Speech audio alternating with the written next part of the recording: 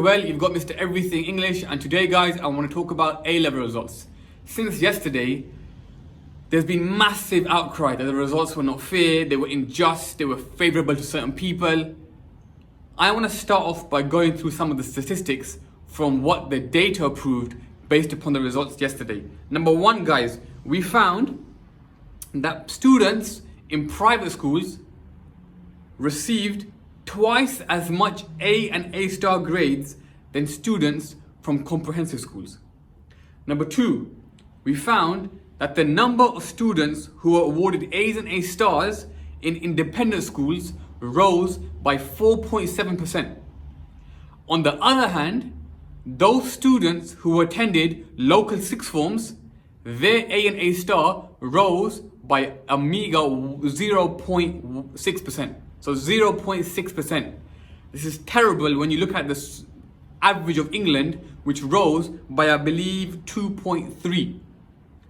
So guys, at the moment, if you're in a private or independent, you're laughing. If you're not, you're crying. Let's take it further. Who did the results disadvantage the most? Ironically, they disadvantaged the disadvantaged. People from lower socio-economic backgrounds, basically people who weren't as wealthy.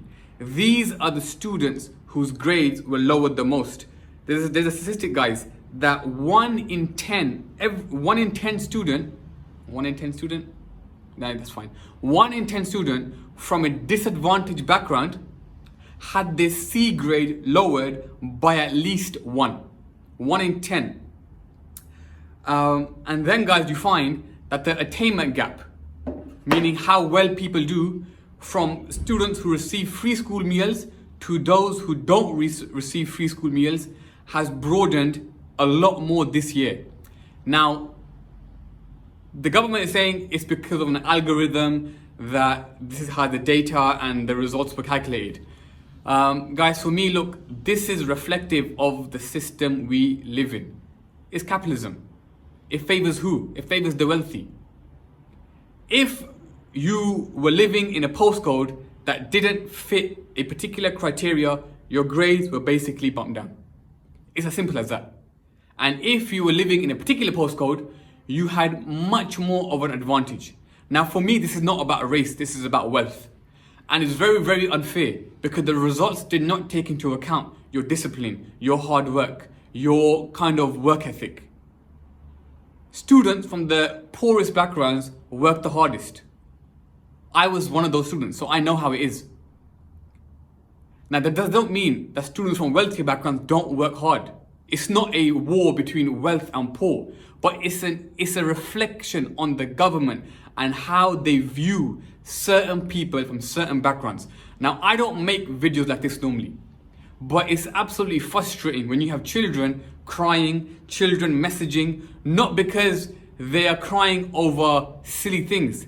It's when their hard work has literally been thrown in the bin just because somebody behind the scenes, an algorithm, if you like, has decided that based upon your postcode, you will get X grade. Now, what are your options, guys? What are your options? In my opinion, guys, you have 3 options. The first option is you accept the grade you have and you try to make the best of it. Meaning you may apply to a university that maybe wasn't your first choice, but it's a university that maybe will accept you based upon what you have received. Number 2, you appeal and you go for your mock grade. Now, unless you smashed your mock exam, which in my opinion, a lot of students don't, because a lot of students relax, they chill in mock exams. They don't really smash it the way they would an actual exam. But if your mock exam is better than the grade you received, then take your mock exam. And number 3, guys, is the one where you pull back for a year, you go again next year, and then you apply for university or wherever you were going in a year's time. For me, none of those solutions are great. None of them are just. But it's trying to make the best of a bad situation. And guys, don't let it demotivate you. If you come from a postcode, if you come from a background where on paper you're not supposed to do well, guys, continue smashing and jumping over these hurdles. Yeah, I've had to work twice as hard, 3 times as hard, 4 times as hard, as other people from different backgrounds just to get to where they get to. It is what it is. It's a broken system. Now, what does this mean for GCSE results?